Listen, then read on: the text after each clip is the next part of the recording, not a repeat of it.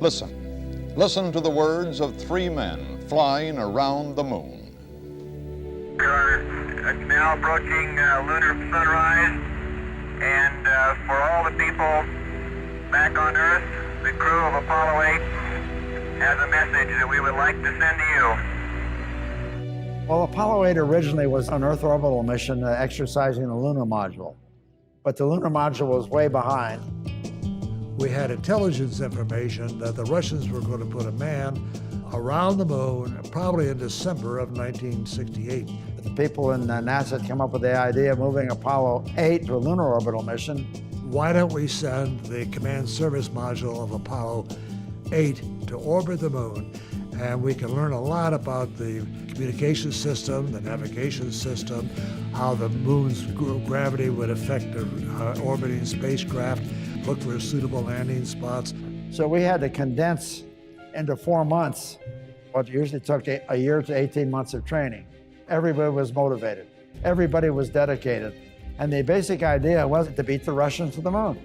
That was a political goal that was set by President Kennedy, and we were all determined to beat it.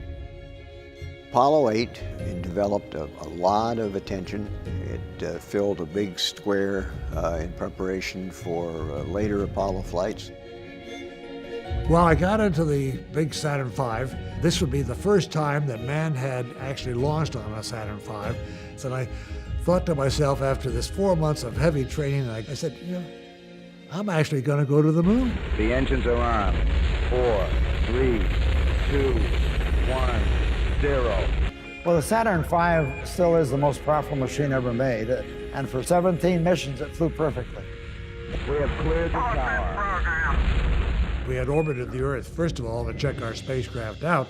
Then, when everything was fine and the spacecraft looked fine to go to the moon, we lit the third stage for a second time. Trajectory and guidance are go, over. We could actually coast all the way to the moon. And after a while, you could look back and see the Earth getting smaller and smaller.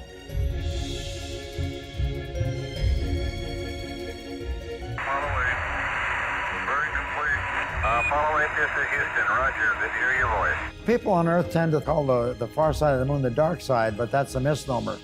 On our flight, the moon was between the Earth and the sun, and the far side was lit by the sun. We saw the far side. You know, we were like three school kids looking into a candy store window, I guess, just staring at the unnamed craters as they slowly passed us by.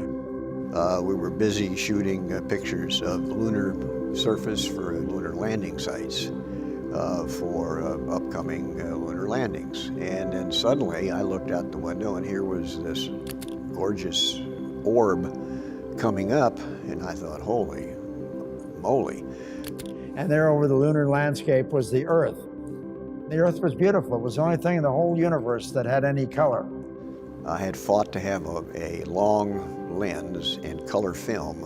I didn't have a light meter, just banged off a dozen or so pictures, changing the f-stop each click. I put my thumb up to the window of the spacecraft, and I could completely hide the Earth behind my thumb. The Earth is a mere speck in the Milky Way galaxy. Look what we have here. Water and an atmosphere. We're orbiting a star just at the proper distance to absorb that star's energy. God has given mankind a stage upon which to perform. How the play turns out is up to us. For all the people back on Earth, the crew of Apollo 8 has a message that we would like to send to you. In the beginning, God created the heaven and the earth. And the earth was without form and void, and darkness was upon the face of the deep. And the Spirit of God moved upon the face of the waters.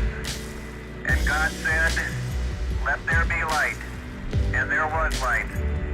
And God saw the light, that it was good. And from the crew of Apollo 8, we close with good night, good luck, a Merry Christmas, and God bless all of you on the good earth.